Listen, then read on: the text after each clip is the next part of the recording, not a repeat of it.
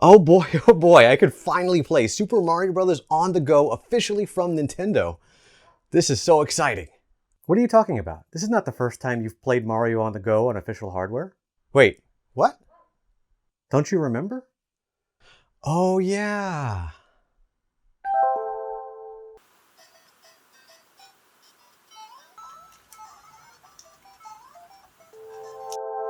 Oh, come on, that wasn't the first time either. Huh? It wasn't? What? Oh, okay. Now I remember what you're talking about.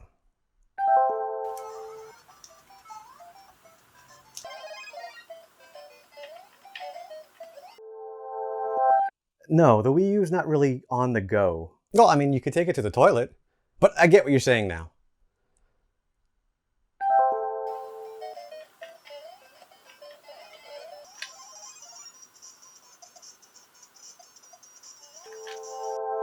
Hey, you know it was before that, right? Huh? No, there's no way I've bought Super Mario Bros. That many times. I mean, come on, look at your room.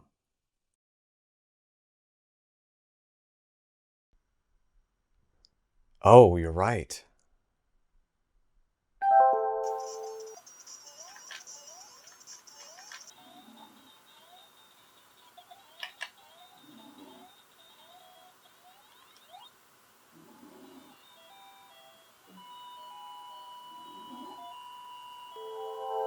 See, now there you go. That was the first time you were able to play Super Mario Bros. On the go on official Nintendo hardware.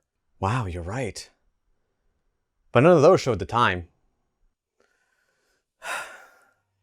Let's get started.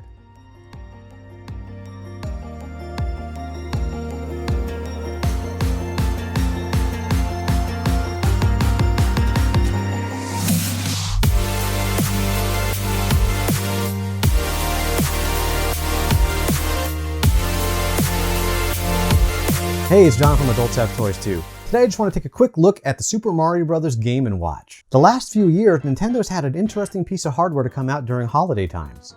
Starting with the NES Classic, then the Super NES Classic, and now we're looking at the Game & Watch Super Mario Bros. This one's full of fun little touches, such as the plastic sleeve that reveals Game & Watch Ball, to the model number of SM35 for Super Mario Bros. 35th anniversary, to greeting you with a special thanks to you. The hardware itself is very minimalistic. It's high quality, it feels very solid, with a red plastic back and a gold tone metal front, which is very reminiscent of the Famicom game controller. It looks exactly like some of the old Game & Watch consoles, other than the fact that it has a color screen. On the front, you'll see the option for game, time, and pause and set. The game button allows you to select from Super Mario Bros., the Japanese version of Super Mario Bros. 2, which we know here as the Lost Levels, and Ball, an old Game & Watch game. If you want to hear more about Super Mario Bros. 2, take a look at my video here talking about the history of Super Mario Bros. 2. Time is what makes this a Game & Watch. It's a watch as well, and it'll show you the time.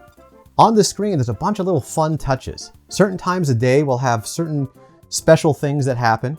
There's some cameos from enemies that don't appear in Super Mario Bros. As far as the experience of playing the game itself, it's actually surprisingly good on such a small device. The LCD is bright and sharp, and is pixel perfect, unlike Super Mario Bros. 35, which seems to double up some of the pixels. The directional pad is actually surprisingly good considering the size. However, the A and B buttons are a little mushy, but perfectly serviceable. They're made of rubber, just like the menu buttons.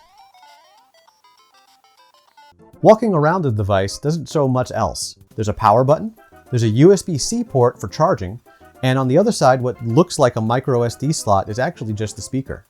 It's mono, like the original NES, but the sound only comes from the left, so that is a little annoying.